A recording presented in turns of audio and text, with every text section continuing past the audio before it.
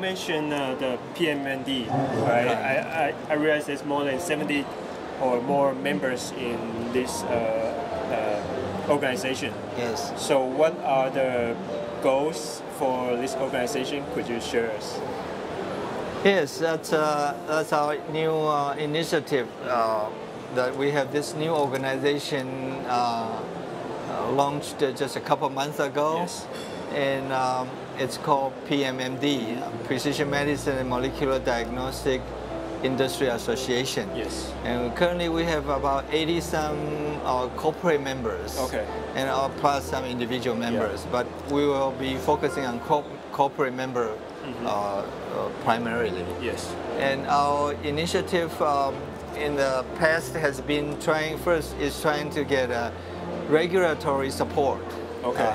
First, regulatory support is not biomedical regulatory, but a regulatory that support for the investment and R&D incentives. Yes. So in Taiwan, there is a new drug and new drug and biotechnology development act. Okay. Which provides 25% tax incentive for investment in those areas, and we have successfully persuaded the legislation and executive branch of the government to include precision medicine in the act. Yes. So now, investment in precision medicine will qualify for R&D and investment incentives, and that's very important. That we have spent quite a bit of efforts on it.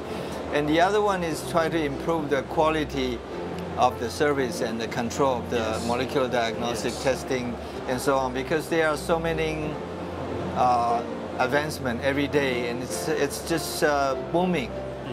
But there is also a concern about quality, and in order to make sure that the industry can be more sustainable, we are trying to not just working among us, but also to convince our Taiwan FDA to help to organize a sort of lab-developed test quality certification systems, and that I think would help us to maintain a good quality, at the same time also have a reasonable entry barrier. Yes, yes. And that's the second initiative. And I think right now we are also looking into how to include precision medicine and molecular diagnostic into our insurance payments. Okay. The coverage, insurance coverage by National Health Insurance. Yes.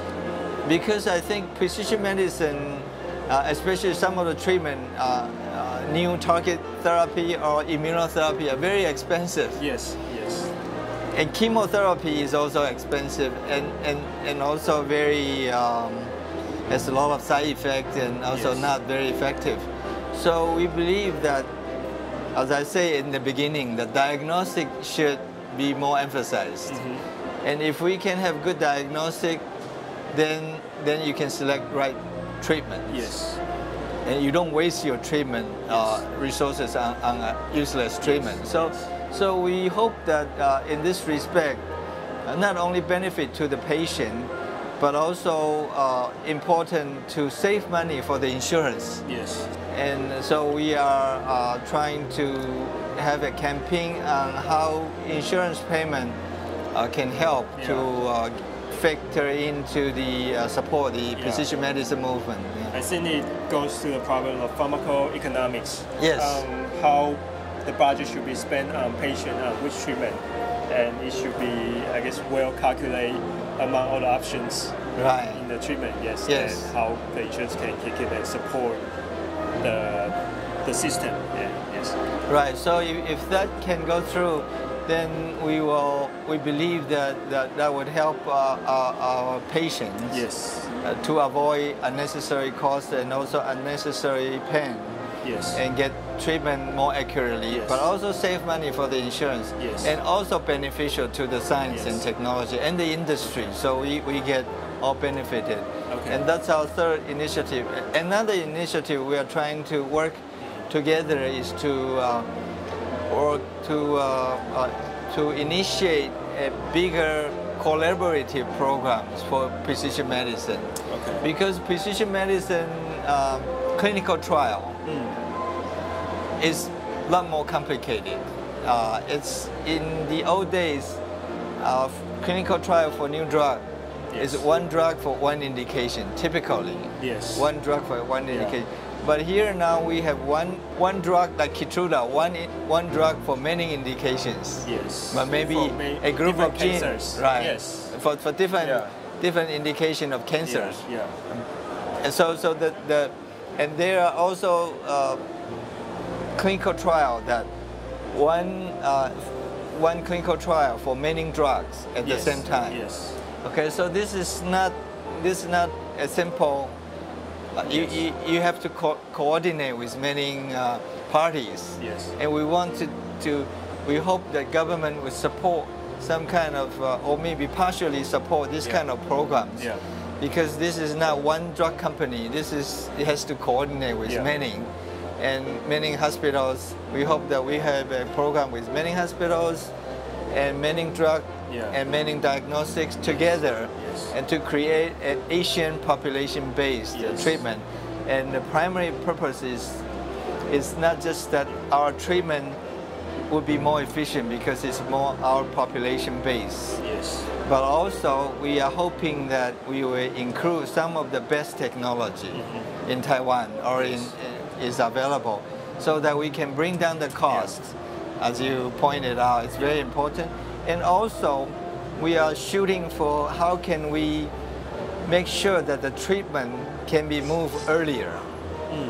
Yes. That right now you always do the chemotherapy first. And then if it doesn't work, then you start doing all the more precision medicine stuff. Yes.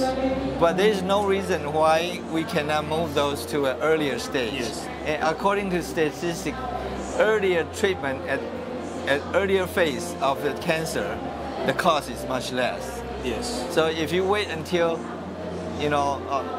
late stage of a cancer, then it's very costly. Yes. Okay, so we think that if we can, through the collaborative program, we can move the treatment to a new model that we can get treatment more effectively, more early. Then we can save money also, and benefit to the patient. So there's another initiative that we hope that the PMMD can work with government and many institutions to push for that direction.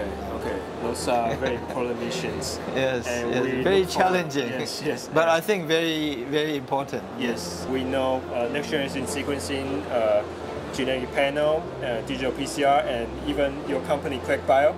It's a new panel chip. Could you share some of the highlight of your company? Well, we have two major efforts in two different companies. Okay. The personal genomics is really working on the next generation sequencing. So currently on the market, we call it next generation sequencing, or NGS. Yes. And primarily provided by Illumina as a key provider. But we think it still takes too long and too costly and not precise enough. They are very much short reads. How do you get a long reads that are able to figure out all the structural variations? So we are developing third generation and fourth generation sequencing technology. And utilizing Taiwan semiconductor and electronic technology. So that's one very challenging effort, and that company, Personal Genomics, has more than 170 patents globally. So that's one effort. The other is, as I said, I believe that we are moving from DNA to RNA, and also RNA expression, not just the expression up regulate or down regulate, but quantitatively be able to compare profiling in time series. So Quack Bio has developed a platform called panel chip that we put multiple markers as a panel and on the chip. So you can detect 100 different marker with their RNA expression quantitatively simultaneously. So that is one of the technology platform that we think is very useful for RNA expression. And currently, if you want to do the RNA expression quantitatively, it's not possible for microarray. Yeah. You can do it by sequencing, but you have to do a deep sequencing, deep sequencing to get enough quantitative accuracy. So it's also time consuming and costly. So we are providing a new solution to that direction. Okay. And we are collaborating with other companies to develop cancer applications and cardiovascular. We're working with Massachusetts General Hospital for cardiovascular, early diagnostic of cardiovascular diseases. So those are the direction also using microRNA as a markers. Yes. Well, we look forward for the progress. Yes. Thank you very much, Thomas. Yes, thank you.